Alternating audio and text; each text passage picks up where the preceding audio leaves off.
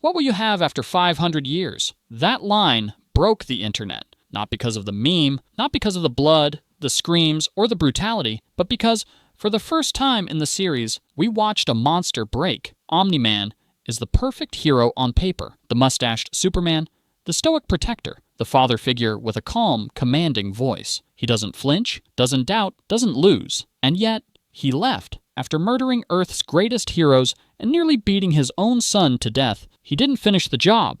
He flew away in tears. What do you call a character who embodies absolute strength but crumbles under the weight of love? You call him the best written character in Invincible. And if you're into deep dives like this, consider subscribing. This is a small channel, but we're building something powerful together. Now let's break down the god he was supposed to be. From the moment he first appears, Omni-Man is engineered to be admired. He saves the White House in seconds, takes down kaiju with ease, and carries himself with quiet authority. His costume is a crimson echo of Superman, but with sharper edges, more Roman general than American icon. He doesn't wear a mask because he has nothing to hide, or so we think. Even his day job is ironic. He's a best-selling travel author, a man writing about the world while lying about his own origins. Originally, Robert Kirkman jokingly called him Supraman in early drafts because Omni-Man is literally meant to be the all-man, the peak of masculine extraterrestrial perfection. No kryptonite, no moral leash, just pure evolved dominance. But that's the lie we're sold. He's not a hero, he's a sleeper agent. The moment he says, Earth isn't yours to conquer, fans heard a chill behind the bravado, because what he meant was, it's mine. Omni-Man isn't here to protect the planet. He's here to prepare it. And that twist turns Invincible from superhero fantasy into colonial horror. Omni-Man's story isn't one of corruption, it's one of obedience. He didn't fall from grace. He never believed in grace to begin with. Raised by the Viltrumite Empire, he was taught that strength is morality and conquest is mercy. His mission was never to protect Earth. It was to weaken it. That's why he murdered the Guardians of the Globe in cold blood, not out of hatred, but out of necessity. Earth's defenders had to be removed before they could resist assimilation. To Nolan, that wasn't betrayal. That was strategy. Fans have called it the benevolent conqueror delusion, the idea that Nolan sees genocide not as cruelty, but as efficiency. He genuinely believes Earth would thrive under Viltrumite rule, that its people would be uplifted. All he has to do is strip away their freedom.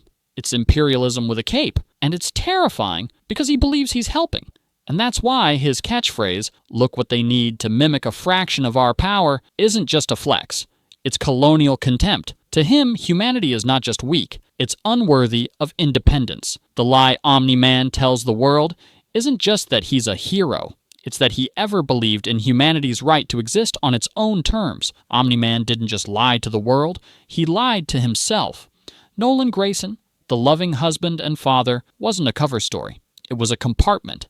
A life he built, brick by brick, not as part of the mission, but in spite of it. For 17 years, he tucked away the soldier and played the man. And then Mark got his powers. That was the trigger, the moment when the mask had to come off. Because from that point on, Nolan couldn't just be a father. He had to be a recruiter, a general, a reminder of what Viltrum expects.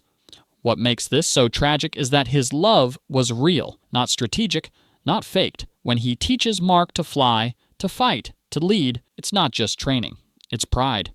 It's fatherhood. Fans often point to the tension in those early training scenes. Nolan seems disappointed, not because Mark is weak, but because deep down, he knows what he's preparing him for, and he hates it. Like Rex Splod's aggressive sarcasm hiding abandonment trauma, Nolan's stoic detachment is a wall, not to keep people out, but to hold himself together. He's not just a monster trying to be human, he's a human pretending to still be a monster. No warning, no speech, no hesitation. When Omni-Man massacres the Guardians of the Globe, it's not a villainous monologue. It's a surgical execution. The world's strongest heroes are torn apart in silence, and it's the silence that makes it horrifying. This isn't the moment Nolan turns evil, it's the moment the audience realizes he never wasn't, and that's the genius of the twist. Most stories wait for a villain's reveal to build tension. Invincible flips that structure. Episode 1 ends with the slaughter. From that point forward, we know, but the characters don't. It puts us in the uncomfortable position of watching a father lie to his son, kiss his wife, and pose for photos, knowing the truth behind his smile. And the show milks that tension for everything it's worth. Fans have debated whether Nolan held back during the massacre. Some say he showed restraint to limit suspicion. Others argue he enjoyed it more than he let on. But that's the point. We don't know. And not knowing what Omni-Man is truly capable of is what makes him so terrifying.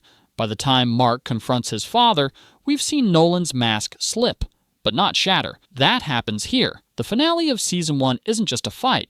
It's a psychological war between two bloodlines, two belief systems, and two versions of manhood. And it's not about saving the world. It's about proving who's right. Think, Mark became an instant meme, but the line isn't funny. It's desperate. Fans believe this isn't just Nolan yelling at Mark. It's Nolan yelling at himself, trying to hold on to the Viltrumite ideology that's unraveling inside him. Every punch is self-denial. Every insult to Debbie, to humanity, is overcompensation. Some even theorize his aggression has a biological root, that two full-grown Viltrumites can't be near each other without an instinctual urge to dominate. Whether true or not, it adds another layer of tension. Nolan isn't just losing control mentally, he may be fighting genetic programming, and then the moment that breaks him.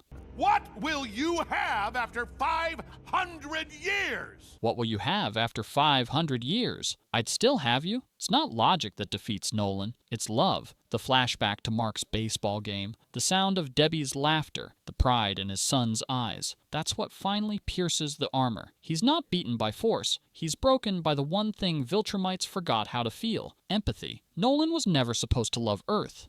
Or Debbie. Or Mark. Viltrumites don't feel love the way humans do. They procreate, not bond. They conquer, not protect. Empathy, to them, is a liability. And yet, Nolan felt it. That's the tragedy. Throughout the series, we see flickers, quiet moments where Nolan watches Debbie with more than strategy, where he listens to Mark not as a soldier in training, but as a son. And when he finally leaves Earth, it's not in triumph.